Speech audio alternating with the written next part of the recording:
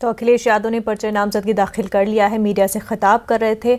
CM और deputy CM का हवाला देते हुए बीजेपी पर निशाना साध रहे थे। आगे बढ़ते, आगरा में वज़ीर आला योगी आदित्यनाथ ने ऑपोजिशन को निशाना बनाया। उन्होंने कहा एसपी ने दागियों को टिकट दिया है।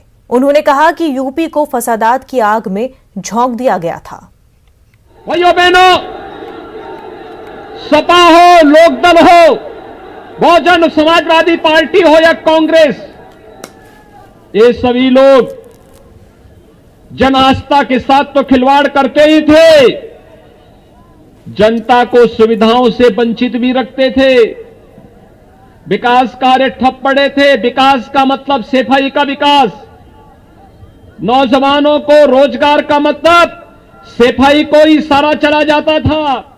आगरा वंचित रह जाता था। आज तो आगरा को वायु सेवा से भी जोड़ दिया गया है। आज तो आगरा में मेट्रो का काम भी हो रहा है। अब तो हम लोगों ने आगरा में गंगा जल उपलब्ध करवा दिया है। और भाइयों बहनों, हर घर नल की योजना, हर घर में शुद्ध पेयजल उपलब्ध कराने की कार्रवाई भी हमारी सरकार बहुत शीघ्र करने जा रही है।